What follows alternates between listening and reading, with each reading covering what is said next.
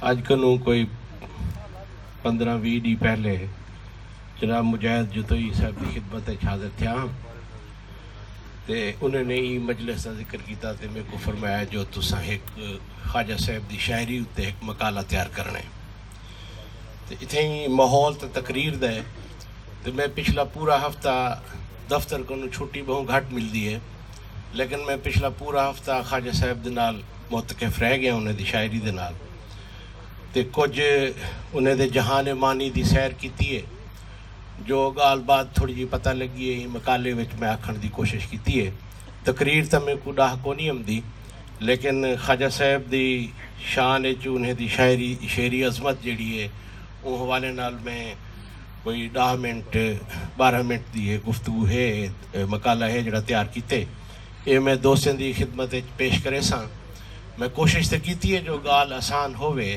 لیکن میرے کو اندیشہ ہے جو کتھیں اے ٹارچر نہ بن ونجے دوستیں کیتے لیکن چونکہ صاحب علم بھی موجود ہیں اگر اے گراں ہوئے کچھ اندے وچ ادک خیالات دا اظہار ہوئے تو اندے واسطے میں پیش کی معذرت چاہنا دوجی گال ہے جو اے مقالہ میں اردو دے وچ لکھی ہے کیونکہ میرے کو لکھن دی کوئی زیادہ پریکٹس کو نہیں خواجہ صاحب دی شاعری دا میں ایک ادنا طالب علم ہاں اور یہ مقالہ چونکہ اردو وچ لکھے تو میں کوشش کرے ساں جو کچھ پڑھتے کچھ اویں میں محترم سامعین دی خدمت پیش کرا ہون وال باقاعدہ میں ان دا آغاز کرے ساں کہ عزت مآب جناب شیر میاں عباسی صاحب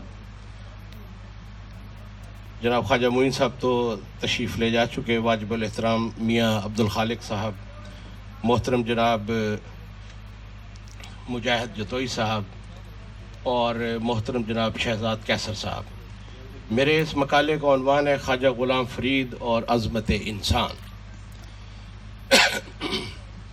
آج کی اس باوقار نشست میں خواجہ غلام فرید کے شعری تناظر میں عظمت انسان کے تصور کا مختصر جائزہ مقصود ہے اول میں نے اصل میں مجھے چونکہ موضوع دیا گیا تھا اور میں کوئی ایسی فری فلوئنگ جو تقریر ہوتی ہے اس کا عادی نہیں ہوں تو میں نے اپنے آپ کو موضوع تک محدود رکھتے ہوئے خواجہ صاحب کی شاعری کی غواصی کی ہے اور اس کے لیے پہلے ایک پس منظر بنانے کی کوشش کی ہے میں جو انگریزی ادب ہے اس کا ایک طالب علم ہوں میری تعلیم جو ہے وہ انگریزی ادب میں ہے اور مغربی تہذیب کے ادب سے بھی میری براہ راست واقفیت ہے اور اس کا جو پس منظر یونانی اور لاطینی تہذیبیں ہیں ان سے بھی مجھے کچھ شناسائی ہے اور جو جدید مغربی تہذیب ہے یہ میرا خاص موضوع ہے اور تصوف اور عرفان کے جو موضوعات ہیں وحدت الوجود کے جو موضوعات ہیں ان کو بھی میں زندگی کے پچھلے 2-3 دہائیوں سے مسلسل سمجھنے کی کوشش کرتا رہا ہوں اور مجھے امید ہے کہ اس میں اگر کوئی مشکل مقامات آئے تو اس کے لیے آپ مجھے معاف رکھیں گے تو اس کا پہلے ایک جو تصور انسان ہے اس کا ایک پس منظر میں نے دینے کی کوشش کی ہے کہ آج کی اس باوقار نشست میں خواجہ غلام فرید علیہ رحمت کے شعری تناظر میں عظمت انسان کے تصور کا مختصر جائزہ مقصود ہے اول ہم یہ دیکھنے کی کوشش کریں گے کہ عظمت انسان کے تصور کا شجرہ نسب کیا ہے جس طرح سے انسانوں کا شجرہ نسب ہے اسی طرح تصورات کا بھی ایک جینیالوجی ہوتی ہے شجرہ نسب ہوتا ہے اس اہم تصور سے کیا مراد ہے اور جو انسان اس عظمت کا حامل ہے اس کے وجودی اور تہذیبی خد و خال کیا ہیں بعد ازاں ہم خواجہ صاحب کے فیض معنی سے ان کے ہاں کار فرما تصور انسان سے آگہی حاصل کریں گے اور یہ دیکھنے کی کوشش کریں گے کہ خواجہ صاحب کے ہاں ظاہر ہونے والے انسان کے تعینات کیا ہیں اور انہیں کیوں کر سمجھا جا سکتا ہے اور ان کے ہاں انسان کی عظمت سے کیا مراد ہے گزارش ہے کہ انسان کا لفظ ان محدود الفاظ میں سے ہے جو مکمل طور پر خالی ظروف کی طرح ہیں یعنی انسان کا لفظ جو ہے یہ بالکل ایک خالی برتن کی طرح سے ہے اور جن کو ہر تہذیب اور علمی روایت اپنے ہی معنی سے بھرتی ہے یہ خالی لفظ ہے لیکن جب ہم کسی تہذیب کے حوالے سے اس کو استعمال کریں گے تو اس کے معنی وہ تہذیب سے حاصل ہوں گے ہر تہذیب اپنے بنیادی تصورات کے لیے جو الفاظ و اصطلاحات استعمال کرتی ہے وہ بین التہذیب بظاہر مشترک ہوتے ہیں لیکن ان کا بطون معنی قطعی مختلف ہوتا ہے تہذیبوں کا باہمی لین دین ایک معمول کا مشاہدہ ہے لیکن جس طرح ہمسایوں سے بچے ادھار لے کر کوئی کنبہ نہیں بنایا جا سکتا اسی طرح کوئی تہذیب اپنے بنیادی تصورات ادھار پہ نہیں اٹھاتی، وہ اس کے خانہ زاد ہوتے ہیں۔ اسی طرح یہ ممکن نہیں کہ ایک تہذیب کا بنیادی تصور انسان دوسری تہذیب کے تصور انسان سے مماثلت رکھتا ہو۔ عظمت انسان کی ترکیب ڈگنیٹی آف مین کا ترجمہ ہے، اور اس سے جس تصور کا اظہار مقصود ہے وہ مکمل طور پر جدید اور مغربی ہے، اور ہمارے ہاں کئی دیگر بنیادی تصورات اور اداروں کی طرح درآمد شدہ ہے۔ ضرورت اس امر کی ہے کہ پہلے اس تصور کو اس کے اپنے تہذیبی پس منظر میں سمجھنے کی کوشش کی جائے۔ عظمت انسان ظاہر ہے کہ انسان سے مشروط اور اس پر منحصر ہے، یعنی انسان ہوگا تو اس کی عظمت یا عدم عظمت کا سوال پیدا ہوگا۔ اس لیے انسان اور اس کی عظمت کو الگ الگ جاننا نہ صرف زیادہ بامانی اور مفید ہے بلکہ علمی دیانت کا تقاضا بھی یہی ہے۔ انسان کے جدید تصور کی ابتدائی اور قدر واضح تشکیل یورپی نشاط ثانیہ یعنی دا رنیساں میں سامنے آئی۔ اس میں کوئی شک نہیں کہ اس تصور کے اولین آثار تحریک اصلاح مذہب دا ریفارمیشن میں ظاہر ہو چکے تھے۔ تحریک اصلاح مذہب دراصل یورپی انسان کے اس فیصلے کا اعلان تھا کہ مذہبی ہدایت تو بلا شک الوہی ہی ہے، لیکن اس کے سارے مطلب اور معنی زمینی ہوں گے۔ نشاط ثانیہ کے اگلے تہذیبی مرحلے میں جدید انسان کا تصور زیادہ مربوط انداز میں سامنے آیا۔ ان تحریکوں سے پہلے انسان کو عالم شہود میں وجود اور اس کے تمام مدارج کا نمائندہ خیال کیا جاتا تھا۔ نشاط ثانیہ نے کائنات میں ہر شے کی معنویت کا پیمانہ انسان کو قرار دیا، یعنی اب ہر شے کی حقیقت اور اس کی معنویت وہی ہوگی جو انسان بتائے گا، یعنی man became the measure of all things. Nishat Sania کے آرٹ، ادب، سیاسی اور فلسفیانہ فکر اور سب سے بڑھ کر اس دور میں سامنے آنے والی مذہبی تعبیرات کے پس منظر میں یہی تصور کار فرما ہے، اور پیش منظر میں نئے انسان کے خد و خال ابھر رہے ہیں۔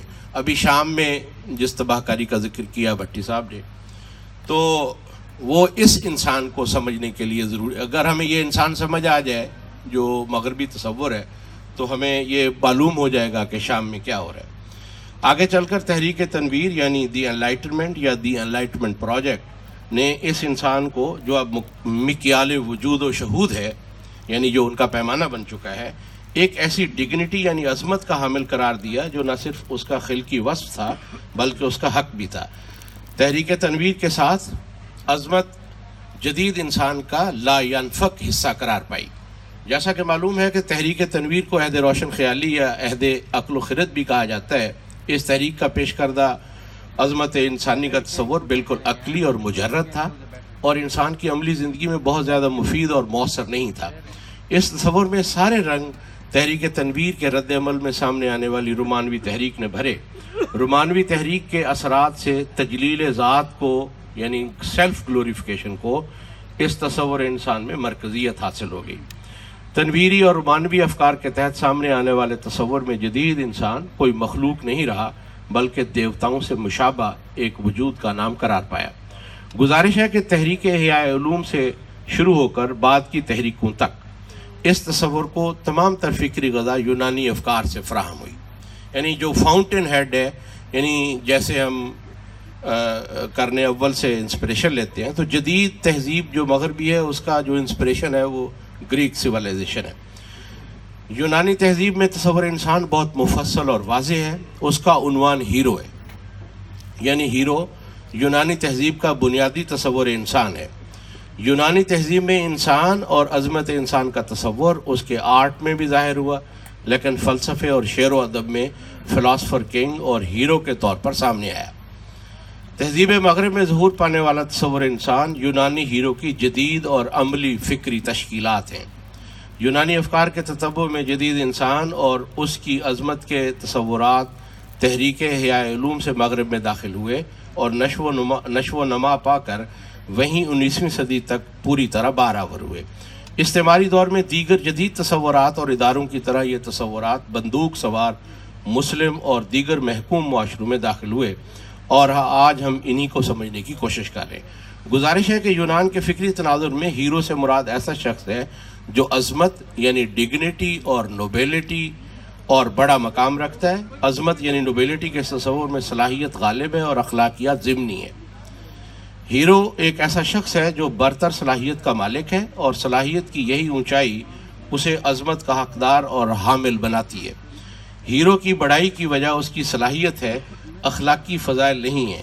اپنی بے پناہ صلاحیت، پختہ ارادے اور عملی قوت سے ہیرو تاریخ کی قوتوں پر غالب آ جاتا ہے۔ تاریخ کی قوتوں سے مراد دوسرے انسان اور معاشرے ہیں۔ ہیرو تاریخ کا فاتح ہے، اور وہ کوئی اخلاقی اور روحانی وجود نہیں ہے، بلکہ طاقت کی ایک انسانی تشکیل کا نام ہے جو اپنے مقاصد قوت سے حاصل کرنے کی صلاحیت رکھتا ہے۔ ہیرو جس عظمت کا نمائندہ ہے وہ اس سے باہر کسی تصور یا حقیقت کا نام نہیں ہے، بلکہ اس کی اپنی تجلیل ذات ہے، سیلف گلوریفیکیشن ہے۔ لیکن یونانی ہیرو کی ویژن میں ایک ایسا مسئلہ ہے جس کی وجہ سے وہ تاریخ اور تقدیر میں امتیاز نہیں کر پاتا، اور ان کو ایک ہی نظر سے دیکھتا ہے اور انہیں ایک ہی فرض کر لیتا ہے۔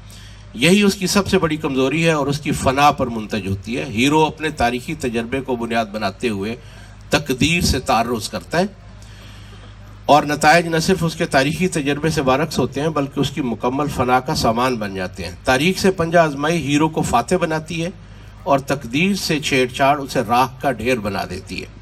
یونانی تناظر میں المیہ ارادے اور تدبیر کی ایسی نارسائی کا نام ہے جو تقدیر کی اقلیم میں ظاہر ہو کر ایک المناک حقیقت بن جاتی ہے۔ ہیرو عظمت انسانی کا ایسا نمائندہ ہے جو اپنے تاریخی تجربے کو بنیاد بناتے ہوئے دیوتاؤں کی دنیا میں بالجبر داخل ہونا چاہتا ہے اور فنا سے دوچار ہو جاتا ہے، اور یہ فنا کسی بقا کا مرحلہ نہیں بلکہ حتمی ہے، اسی لیے اسے المیہ کا نام دیا گیا۔ ہیرو کی سادہ تعریف یہ ہے کہ وہ تاریخ کا فاتح اور تقدیر کا باغی ہے۔ تاریخ میں بغاوت کامیابی کے امکانات رکھتی ہے، لیکن تقدیر بغاوت کی اجازت نہیں دیتی، اور یہی ہیرو کا بنیادی مسئلہ ہے۔ خواجہ صاحب کے ہاں ظاہر ہونے والا انسان اور اس کی عظمت کا تصور ہیرو سے نوعاً مختلف ہے، یعنی یہ درجے کا فرق نہیں ہے، قسم کا فرق ہے۔ خواجہ صاحب کے ہاں ظاہر ہونے والا انسان اور اس کی عظمت کا تصور ہیرو سے نوعاً مختلف ہے، یعنی دونوں میں فرق کلی ہے، جزئی نہیں ہے۔ ہیرو کا منتہائی مقصود تجلیل ذات ہے، بھلے اس کے لیے کوئی بھی قیمت دینی پڑے، بھلے ساری دنیا کو اس کا ایندھن بنانا پڑے۔ خواجہ صاحب کے شعری کردار کا بنیادی مقصد تکمیل ذات ہے، تجلیل ذات نہیں ہے، اور اس کے لیے وہ اپنی ذات سے خارج میں موجود تاریخی اور روحانی وسائل پر انحصار کرتا ہے۔ ہیرو کائنات وجود سے ہم آہنگ نہیں اور اسے اپنی تجلیل ذات میں رکاوٹ سمجھتا ہے، جبکہ خواجہ صاحب کا شعری کردار عین اسی کائنات وجود میں اپنے مقام کی تلاش کر کے اس سے ہم آہنگ ہونا چاہتا ہے۔ خواجہ صاحب کے شعری کردار کا مسئلہ انسان رہنا ہے، جبکہ ہیرو کا مسئلہ دیوتا بننا ہے۔ ہیرو پوری کائنات کو خود پر قربان کر دینے کی لا حاصل سعی میں ہے، خواجہ صاحب کا شعری کردار خود قربان ہو کر بامراد ہو جاتا ہے۔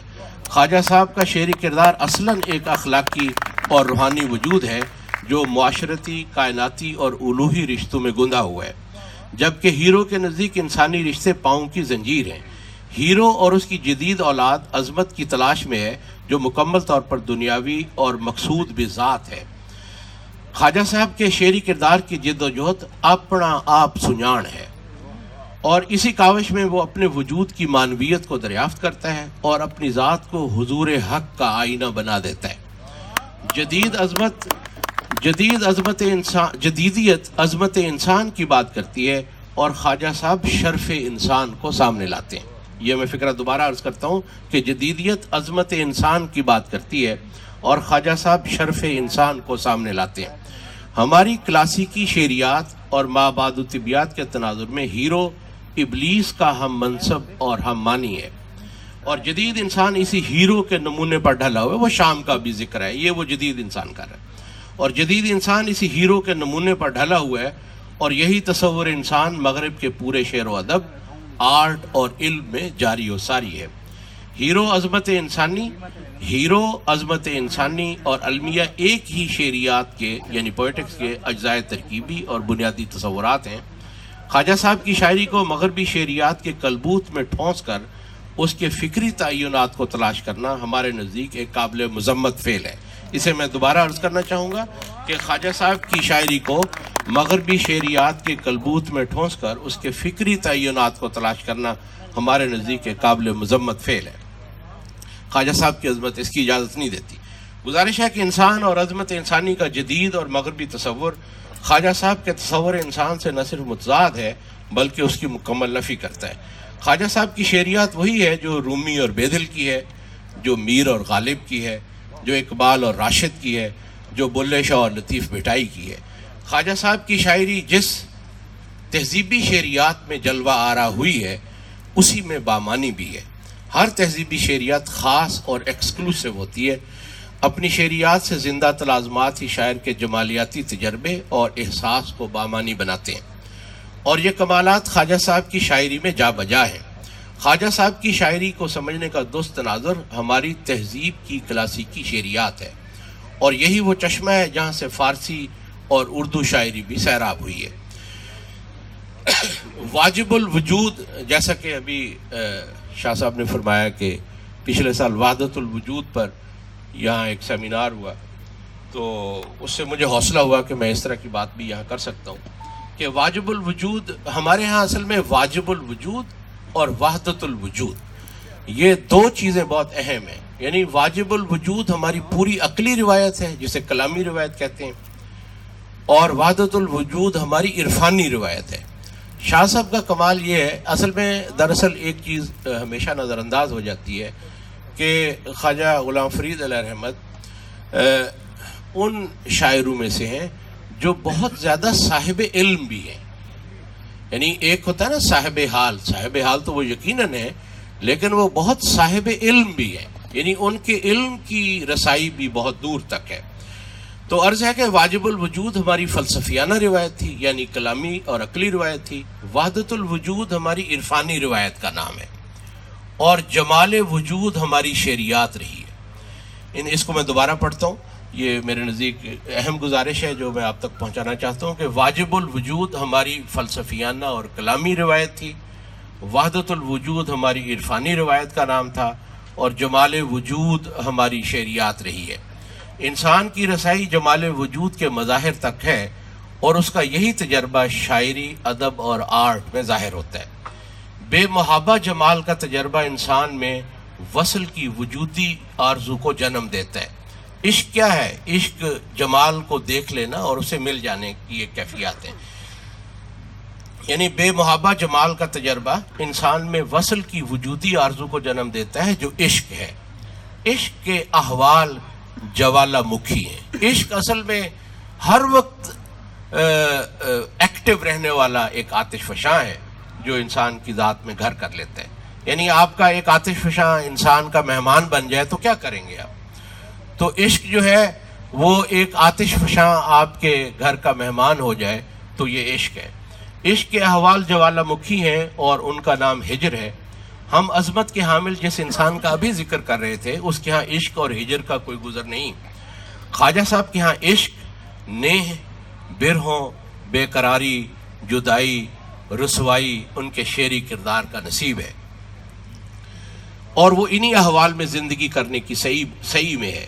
ہیرو کے نزدیک عظمت انسان یہ ہے کہ وہ خود خدا بن جائے، اور خواجہ صاحب کے ہاں شرف انسانیت یہ ہے کہ وہ خدا کی نشانی بن جائے۔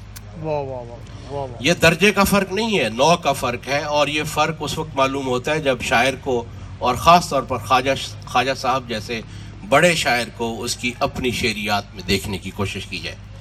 خواجہ صاحب کے ہاں اپنا آپ سنجان کی بہت تاکید ہے۔ کیا ہم نے کبھی غور کیا کہ ایسا کیوں ہے؟ مغرب سے درآمد شدہ عظمت انسان کے تصور کی صحبت میں اس کا ادراک ممکن نہیں ہے۔ انسان کے تقدیری احوال کچھ ایسے ہیں کہ خالق و مخلوق کا ادراک بیک آن ہے، اور خالق کے اول ادراک پر منحصر ہے۔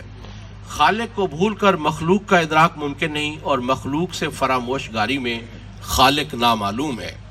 عظمت انسان کا بنیادی تصور ہی خدا سے فراموش گاری میں تشکیل پاتا ہے۔ اپنا آپ سنجان کا آغاز ہی نہیں ہو سکتا اگر اس میں اپنی مخلوقیت کا ادراک شرط اول کے طور پر داخل نہیں۔ ہیرو ایک ایسے وجود کا نام ہے جو اپنی مخلوقیت کے ادراک ہی سے قاصر ہے۔ یہاں اس امر کا اعادہ کرنا شاید ضروری نہیں کہ مغرب میں عظمت انسانی کا ہر تصور خدا کی بالفعل نفی پر کھڑا ہے۔ شاید ہمیں یہ بھی یاد رہ گیا ہو کہ 19ویں صدی میں نیتشے نے خدا کی موت کا باقاعدہ اعلامیہ بھی جاری کیا تھا۔ یہ ممکن ہے کہ ہم ابھی تک اس کی معنویت سے باخبر نہ ہو سکے ہوں، لیکن یہ ممکن نہیں کہ نیتشے اپنے اعلامیے کی معنویت سے واقف نہ ہو، یونانی ہیرو تو کوئی مذہبی پس منظر نہیں رکھتا تھا، لیکن نیتشے کی تہذیب عیسائیت کی وجہ سے خدا شناس تو تھی۔ نیتشے اس حقیقت کا ادراک رکھتا تھا کہ مذہبی تصور خدا کے ہوتے ہوئے سپرمین کا تصور کوئی معنویت کا حامل نہیں ہو سکتا۔ نیتشے کا سپرمین یا فوق البشر یونانی ہیرو کا جڑواں بھائی ہے، دونوں عظمت انسانی کے حامل ہیں، اور ان کے نزدیک عظمت انسان خدا کے ملبے پر استوار ہوتی ہے۔ خواجہ صاحب کی شاعری میں عظمت انسان سے مراد یونانی ہیرو یا مغربی سپرمین کی طرح خدا بننا نہیں ہے، بلکہ اپنا آپ سنجان کے تحت اپنے جوہر انسانیت کو پا لینا اور اسے اپنی ذات میں ایکچولائز کر لینا ہے۔ خواجہ صاحب کے ہاں یہ جوہر انسانیت بندگی ہے، جیسا کہ شیخ ربانی مجدد الفسانی علیہ رحمت نے فرمایا تھا کہ انسان خلاصہ موجودات ہے، یعنی کہ مائکرو کازم ہے۔ یہ انسان کی کلی اور وجودی شناخت کا عرفانی ادراک ہے، اور اس کا مطلب یہ ہے کہ انسان اپنی خلقت میں ایک ایسی مخلوق ہے جو نہ صرف تمام مدار وجود کو اپنے اندر سموئے ہوئے ہے بلکہ ان کا نمائندہ بھی ہے۔ بندگی اس ادراک کو حال بنا لینا ہے۔ خواجہ صاحب کا شعری کردار ان سارے دکھوں کا ذائقہ چکھتا ہے جو حیات عرضی کا لازمہ ہے۔ وہ انسانی رشتوں کی آبیاری سے پہلو تہی نہیں کرتا، اور خوب جانتا ہے کہ ان رشتوں کی اساس تسلیم و رضا اور ایثار ہے۔ وہ اپنی ذات سے ہم آہنگ ہے، اپنے معاشرتی ماحول میں دوسرے انسانوں سے جڑا ہوا اور ہم آہنگ ہے۔ وہ کائنات سے ہم آہنگ ہے اور خالق کائنات سے اصول بندگی پر جڑا ہوا اور ہم آہنگ ہے۔ اخلاقی سطح پر جو چیز ایثار ہے وہ روحانی سطح پر فنائے ذات اور بندگی ہے۔ خواجہ صاحب کا شعری کردار احوال ہستی میں رہتے ہوئے تاریخی اور وجودی جبر کا مکمل ادراک رکھتا ہے۔ تاریخی اور وجودی جبر ہی کا دوسرا نام تقدیر ہے۔ دلچسپ بات یہ ہے کہ ہیرو کے برعکس خواجہ صاحب کا انسان اس تقدیر سے تعرض کرنے اور اسے نباہ کے پورے وسائل بھی فراہم رکھتا ہے۔ یورپی استعمار کے سیاسی جبر کی کوک سے اب اصل میں خواجہ صاحب کو ایک مقامی جو شاعر بنانے کی کوشش۔ خواجہ صاحب جو میری ریڈنگ ہے، آئی مے بی رانگ، خواجہ صاحب بہت بڑے شاعر ہیں۔ ان کے جو کرافٹس مین شپ ہے اور ان کی جو جمالیاتی تجربہ ان کی شاعری میں ہے، اس کو میرا خیال ہے محدود کرنے کی کوشش نہیں کرنی چاہیے۔ خواجہ صاحب بہت بڑے شاعر ہیں، لیکن شاعر کو آفاقی قرار دینے میں ایک نقصان یا یہ بھی ہو سکتا ہے کہ اس کی مقامیت کی نفی کر دی ہے، یہ بھی قابل مذمت ہے۔ ہم خواجہ صاحب کو ایک بڑے شاعر کے طور پر پڑھنے کی جو ہے وہ داعیہ رکھتے ہیں۔ یورپی استعمار کی سیاسی جبر کی کوکھ سے پیدا ہونے والے استشراقی علم میں ایک بات خاص تھی کہ محکوم انسان اظہار ذات کی بنیادی لیاقت سے عاری ہے، کیونکہ اس کے پاس اظہار کے لیے کچھ بھی نہیں، نہ ذات، نہ مقام، نہ تاریخ۔ پورا استشراقی علم استعماری حاکم کی شرائط پر محکوم انسان کے لیے بنایا جانے والا علم ہے، جس کا بنیادی اصول یہ تھا کہ the colonized man is unable to represent himself because he has nothing to represent۔ یہ علم کیا تھا؟ راتب بھی تھا، اور استعماری جبر سے مل کر اس نے مقامی اور محکوم انسان کا کچھ بھی باقی نہیں رہنے دیا، نہ ذات، نہ مقامیت، نہ کلچر، نہ تہذیب۔ اہل دانش سے پوشیدہ نہیں کہ استشراقی علم کی بنیادی منہج اپروپریشن یعنی کھسوٹ ہے، اور اس میں محکوم انسان نہ صرف اپنی تمام چیزوں کی معنویت کے لیے استشراق کا دریوزہ گر ہے، بلکہ وہ اپنی سیلف سے آگہی کے لیے بھی استشراق پر متوسل ہے، یعنی ڈیپینڈنٹ ہے اس پر۔ جب تک استعمار کے جبڑے کو ڈھیلے پڑے تب تک ہماری تہذیب کے ساتھ ساتھ اس کے سارے فکری اور جمالیاتی تناظر بھی گم ہو چکے تھے۔ یعنی مجھے اس بات کا اندازہ ہے کہ آج ہم خواجہ صاحب کی شاعری کو وحدت الوجود کے پورے تناظر میں جو شیخ اکبر علیہ رحمت کا دیا ہوا ہے اس میں پڑھنے کی استعداد نہیں رکھتے۔ یعنی ہم یہ تو کر سکتے ہیں کہ وحدت الوجود کی چند اصطلاحات یا واجب الوجود کی چند اصطلاحات کا بیان کر دیں، لیکن جو انسان کا وجودی تجربہ شعر میں ظاہر ہوتا ہے اس کو خواجہ صاحب نے جس طریقے سے بیان کیا ہے اس کی تفصیلات میرا خیال ہے ہم اس تناظر میں رہتے ہوئے ابھی دینے کے قابل نہیں ہوئے۔ جب تک تو میں عرض کر رہا تھا کہ مغرب نے اپنی تہذیب کی آفاقیت کے لیے جو راگ الاپے، ان کا ایک مقصد ہماری تہذیبی آفاقیت کی نفی تو یقیناً تھا ہی، لیکن دوسرا اہم مقصد ہماری تہذیب کی بو کلمو مقامیت کی تحقیر اور اسے لا یعنی قرار دینا بھی تھا۔ مقامیت کے جدید سیاسی اور ثقافتی تصورات جغرافی اور کلچر کے اختصاری جو تناظر ہے یعنی ریڈکٹیو جو ہے اس پر اساس رکھتے ہیں، اور مقامی ثقافتی تجربے کو تہذیبی شعور پر غلبہ دینے کی مہلک تصویرات سے عبارت ہیں۔ ہر جغرافیہ محض ایک کشکول ہے، ہر جغرافیہ محض ایک کشکول ہے جو تاریخ سے عدل کی، فطرت سے فراوانی کی اور نظام افکار سے اپنی شناخت کی بھیک مانگتا ہے۔ کسی بھی چھوٹے یا بڑے شاعر کی تحسین کا پیمانہ علاقائی یا عالمی نہیں ہوتا۔ ہر بڑے شاعر کی سیر انفس و آفاق تہذیب کی کائنات کے اندر رہتے ہوئے سر انجام پاتی ہے، اور اس سیر کے مقامات اور سنگہ بیل اسی تہذیب سے فراہم ہوتے ہیں۔ خواجہ صاحب کی شاعری اپنے آپ میں اتنی ہی آفاقی ہے جتنی کہ رومی کی شاعری ہے، اور اتنی ہی مقامی ہے جتنی نذیر اکبر آبادی کی ہے۔ اس شاعری کی کل معنویت اسی تہذیب اور اس کی شعریات سے متعین ہوگی جس کی یہ خبر لاتی ہے۔ اب خواجہ صاحب کی جو بڑائی ہے، جو مجھے یعنی پچھلے دنوں میں نے بہت کوشش کی کافی کتابیں پڑھنے کی، تو اس میں خواجہ صاحب کی جو عظمت ہے اس میں ایک پہلو ہے جو ہمیں بہت بندہ نوازی۔ خواجہ اصل میں جو بڑا شاعر ہوتا ہے نا، بڑا شاعر پورے انسان کی شاعری کرتا ہے۔ چھوٹے شاعر ہوتے ہیں، کسی نے جذبہ بیان کر دیا، کسی نے جسم بیان کر دیا، کسی نے کوئی تصور بیان کر دیا۔ خواجہ صاحب جسم سے سدرۃ المنتہا تک جو وجود ہے وہ اس کو اپنی شاعری میں سمو لیتے ہیں۔ وہ جسم کی بات بھی کرتے ہیں، بدن کی۔ جسم کیا ہے؟ جسم تہخانہ ہے ہمارے وجود کا، یعنی کہ خواجہ صاحب جو ہیں وہ صرف بالائی منزلوں کی باتیں نہیں کرتے، وہ صرف وحدت الوجود کی بات نہیں کرتے۔ جب وہ پورے وجود کو اپنا تجربہ بناتے ہیں تو اس میں جسم بھی شامل ہوتا ہے، اور خواجہ صاحب جسم کو نظر انداز نہیں کرتے۔ ان کی شعری عظمت یہ ہے کہ وہ وجود کو اس کے تمام مدارج میں اور مظاہر میں اپنی شاعری میں سمو دیتے ہیں۔ خواجہ صاحب کی شاعری میں حسن فطرت اور محبوب کے پیکرات کی فراوانی ہے۔ اسی طرح برہوں کے رنج و محن اور تھل بیلے، دشت اور سنگلاخ پہاڑوں کی صفاقی بھی ہم قدم ہے۔ محبوب کی مشاطگی، حلیہ آرائی اور بدن کی نازکی اس کے حسن کی کاٹ کو دو چند کر دیتی ہے۔ جمال یار ہر گھڑی نظر میں ہے، اس کے ساتھ ان کی شاعری میں زہد یعنی دنیا سے لا تعلقی اور اللہ سے لو لگانے کا مضمون بھی طاقتور اظہارات رکھتا ہے۔ ہجر کی ناصبوری اور خون افشانی بھی محبوب کے وصل کا شدید خون افشانی میں محبوب کے وصل کا شدید داعیہ بھی ظاہر ہوتا ہے۔ اور خواجہ صاحب کی شاعری میں وحدت الوجود کی گونج سور اسرافیل کی ہم زبان اور ہم آواز ہو کر کلو شیئن حالکن کا اعلان کرتی ہے۔ یہ میں فکرہ دوبارہ پیش خدمت کرنا چاہوں گا۔ اور خواجہ صاحب کی شاعری میں وحدت الوجود کی گونج سور اسرافیل کی ہم زبان اور ہم آواز ہو کر کلو شیئن حالکن کا اعلان کرتی ہے۔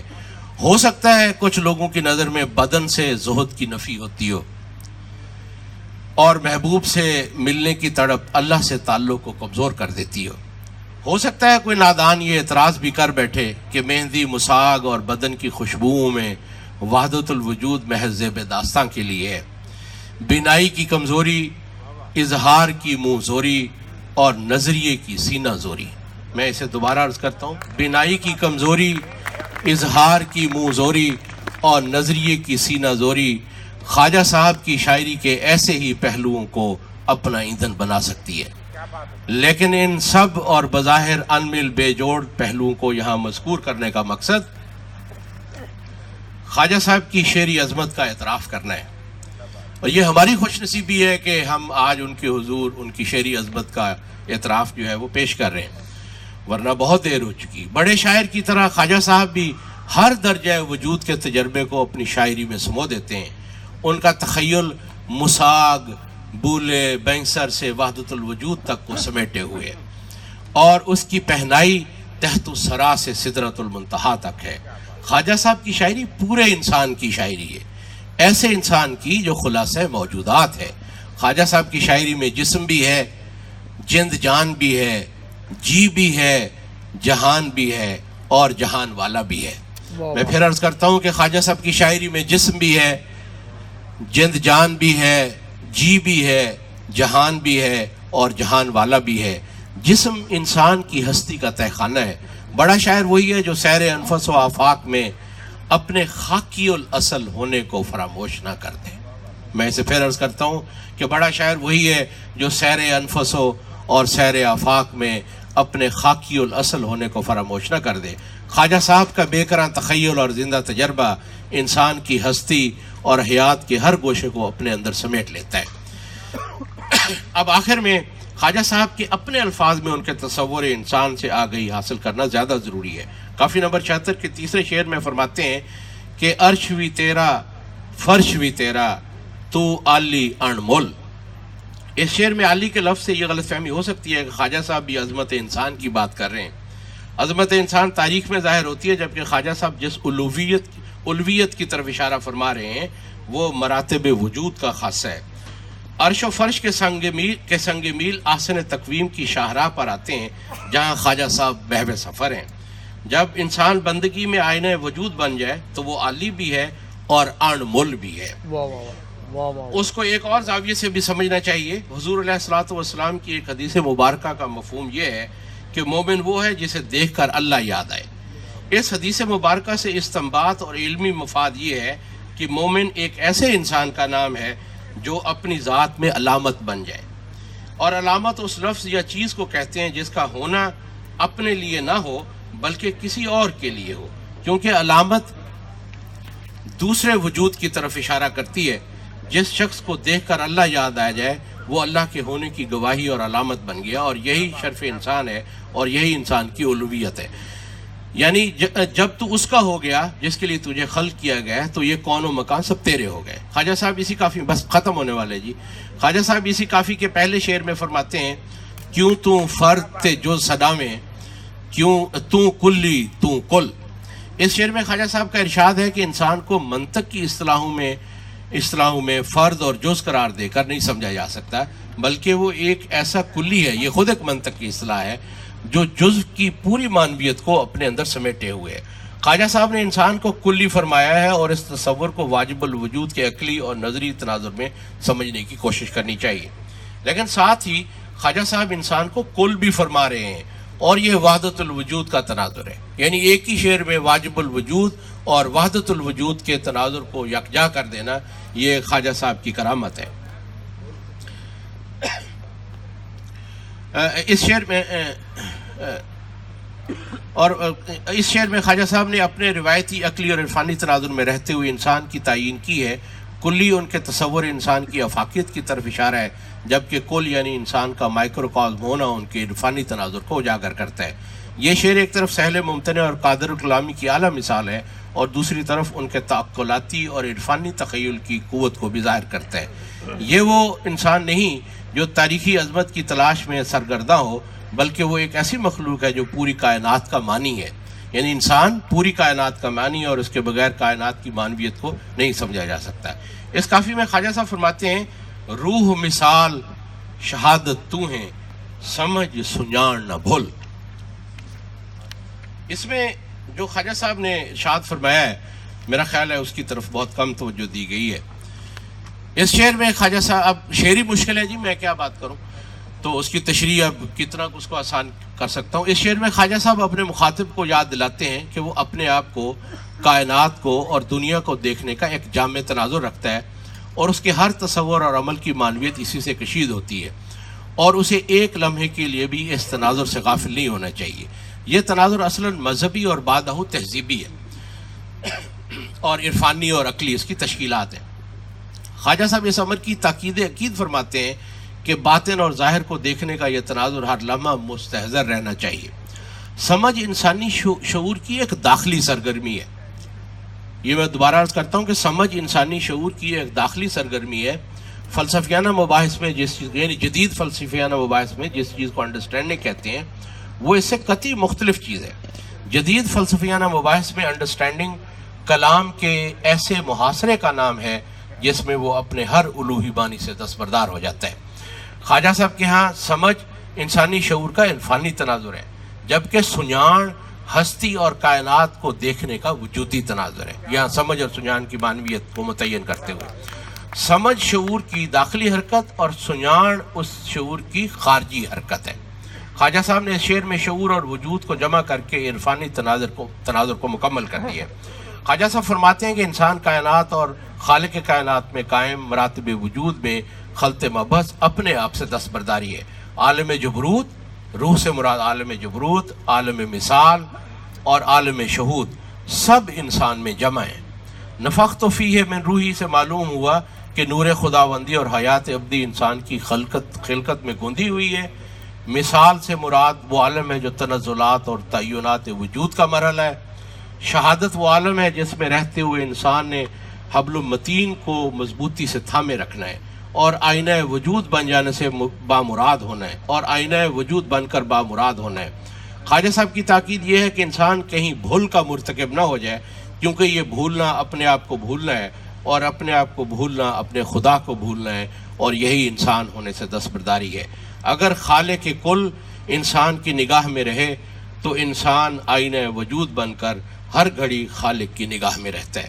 میں بہت معذرت خواہ ہوں کہ اتنی مشکل گفتگو آپ کے سامنے مجھے کرنا پڑی۔ مجھے اصل میں اندازہ نہیں تھا کہ وہ یہاں تقاریر بھی ہوں گی، نہیں تو میں کوشش کرتا کہ میں ذرا ایک آسان خراج عقیدت خواجہ صاحب کی خدمت میں پیش کرتا، لیکن یہ ایک ان کا ہمارے اوپر حق ہے جس کو ادا کرنے کا ابھی آغاز کیا ہے۔ بہت شکریہ، بہت شکریہ۔